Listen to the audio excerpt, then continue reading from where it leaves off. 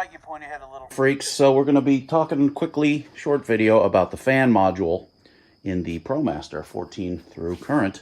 And it's a goofy design in some ways. They only sell it as a module complete.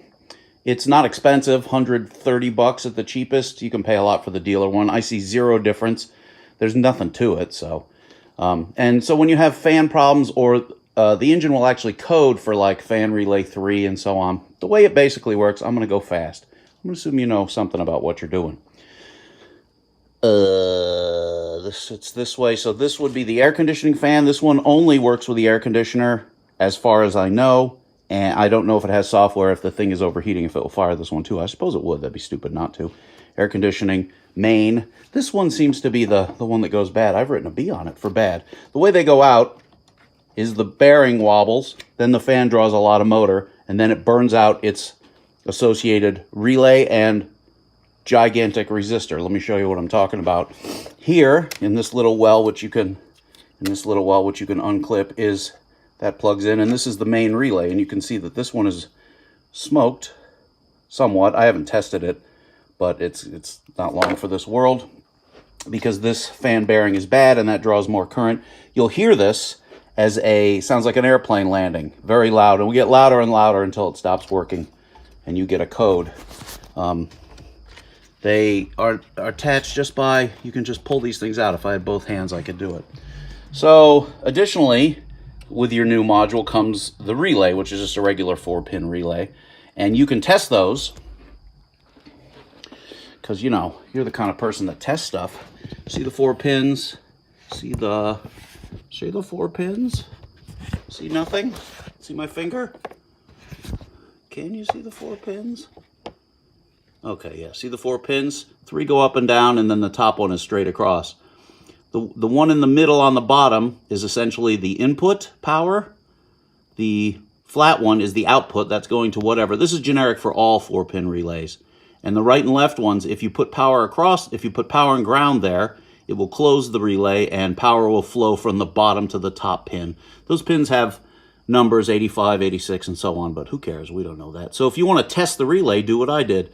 Put power and ground across the one on the far left and the one on the far right, and if you hear a clicking, that relay is good. And if you want to really go apeshit, you could put a load across the two, like a light bulb or something, and see if it comes on, however you want to do it.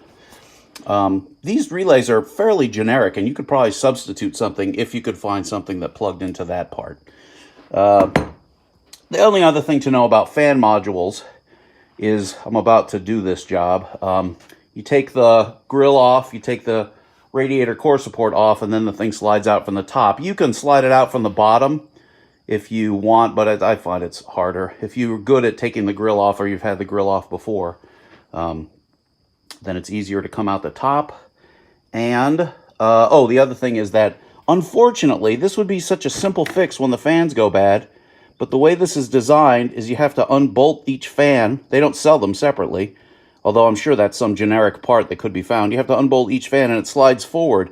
When this thing is in position up against the radiator, you can't get the fan out. If only these bolts were going the other way, or this was backwards, you could just pop the fan out, put a new one in.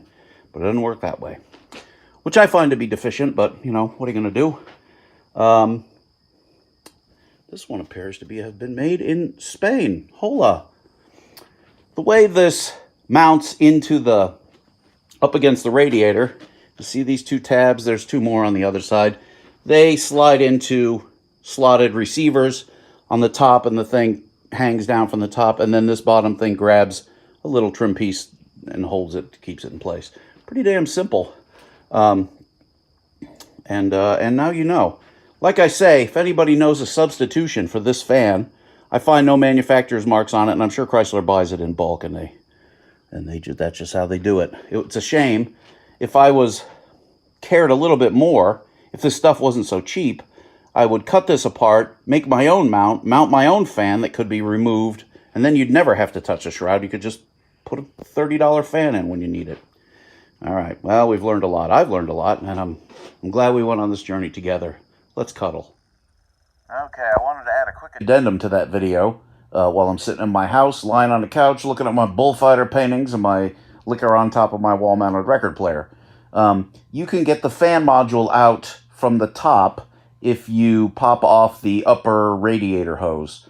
It's sort of trapped by those little tabs. If you don't want to do that, or you're worried about spilling coolant or whatever, you can take it down from the bottom without having to do that. There are a few things that are attached to the radiator, to the fan assembly, a couple of Christmas tree adapters, and maybe some zip ties and that kind of thing, but it's not difficult. If you want to take it out from the bottom, you probably have to put the thing up on ramps or jack stands or something like that. If you're willing to pop that hose, it's not difficult. Real quick, you pull the wire retaining clip. This is the hose on your right-hand side as you're facing the thing. You pull the wire retaining clip, and then you can prise a screwdriver in between the plastic end piece, I don't know what you'd call it, that mates to the radiator itself, and that wire locks it on. You can put a screwdriver in there and gently prise it, and it will eventually come out. You see it in front of you. You'll see what's going on. All right, you're smart. You're smarter than you look. You're almost as smart as you look. I'm much less smarter than I look. Carry on.